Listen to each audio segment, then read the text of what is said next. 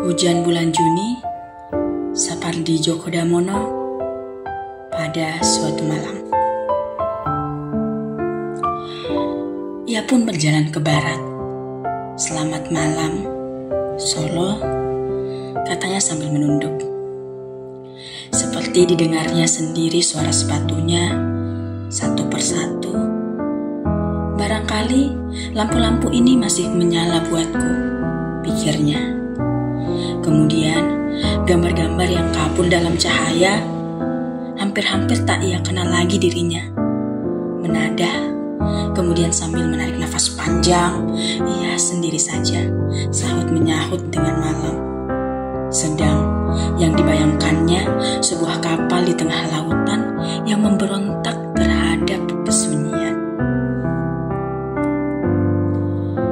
Sunyi adalah minuman keras.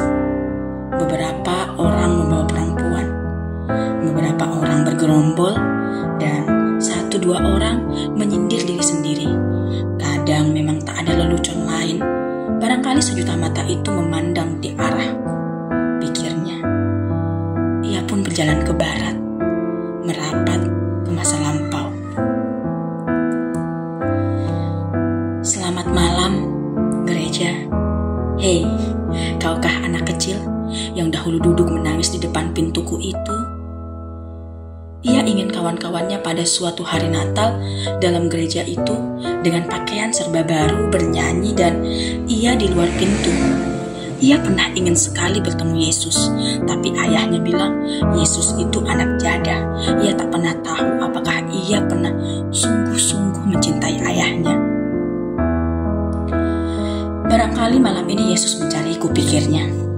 Tapi ia belum pernah berjanji kepada siapapun untuk menemui atau ditemui. Ia benci kepada setiap kepercayaan yang dipermainkan. Ia berjalan sendiri di antara orang ramai. Seperti didengarnya seorang anak berdoa. Ia tak pernah diajar berdoa. Ia pun suatu saat ingin meloloskan dirinya ke dalam doa. Tapi tak pernah mengetahui awal dan akhir sebuah doa. Ia tak pernah tahu kenapa. Barangkali seluruh hidupku adalah sebuah doa yang panjang. Katanya sendiri, ia merasa seperti tentram. Dengan jawabannya sendiri, ia adalah doa yang panjang. Pagi tadi, ia bertemu seseorang. Ia sudah lupa namanya, lupa wajahnya, berdoa sambil berjalan. Ia ingin berdoa malam ini, tapi tak bisa mengakhiri, tak bisa menemukan kata penghabisan. Ia selalu merasa sakit dan malu setiap kali berpikir tentang dosa. Ia selalu akan pingsan kalau berpikir tentang mati dan hidup abadi. Barangkali Tuhan seperti kepala sekolah, pikirnya. Ketika dulu ia masih di sekolah rendah, barangkali Tuhan akan mengeluarkan dan menghukum murid yang nakal, membiarkannya bergelendangan di malam iblis. Barangkali Tuhan sedang mengawasi aku dengan curiga, pikirnya malam ini, mengawasi seseorang yang selalu gagal berdoa. Apakah ia juga pernah berdosa?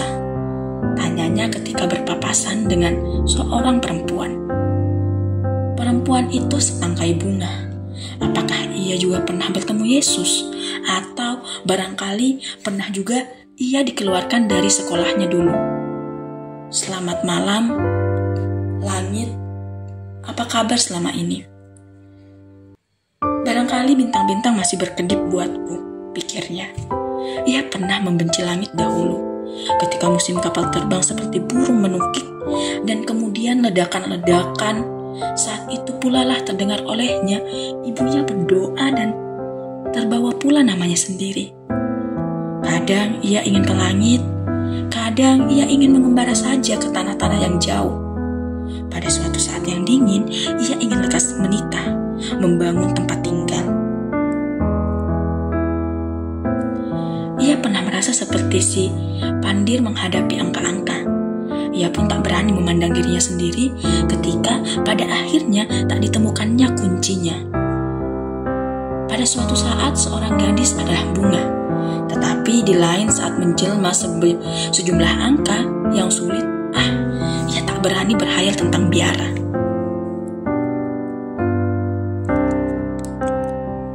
Ia takut membayangkan dirinya sendiri. Ia pun ingin lolos dari lampu-lampu dan suara-suara malam hari, dan melepaskan genggamannya dari kenyataan. Tetapi disaksikannya berjuta orang sedang berdoa. Para pengungsi yang bergerak ke kerajaan Tuhan, orang-orang sakit, orang-orang penjara, dan barisan panjang orang gila. Ia terkejut dan berhenti. Lonceng kota berguncang seperti sedia kala. Rekaman senandung dusta nestapa. Seorang perempuan tertawa ngeri di depannya, menawarkan sesuatu. Ia menolaknya. Ia tak tahu kenapa mesti menolaknya. Barangkali karena wajah perempuan itu mengingatkannya kepada sebuah solokan penuh dengan cacing. Barangkali karena mulut perempuan itu menyerupai penyakit lepra. Barangkali karena matanya seperti gula-gula yang dikerumuni beratus semut. Dan ia telah menolaknya. Ia bersyukur untuk itu. Kepada siapa gerangan Tuhan berpihak, gerutunya. Ia menyaksikan orang-orang berjalan seperti dirinya sendiri, atau membawa perempuan, atau bergelombol. Wajah-wajah yang belum ia kenal dan sudah ia kenal. Wajah-wajah yang ia lupakan dan ia ingat sepanjang zaman. Wajah-wajah yang ia cinta dan ia kutuk. Semua sama saja. Barangkali mereka mengangguk padaku, pikirnya. Barangkali mereka melambaikan tangan padaku setelah lama berpisah, atau setelah terlampau sering bertemu. Ia berjalan ke barat. Selamat malam, ia mengangguk, entah kepada siapa. Barangkali kepada dirinya sendiri. Barangkali hidup adalah doa yang panjang dan sunyi adalah minuman keras. Ia merasa Tuhan sedang memandangnya dengan curiga.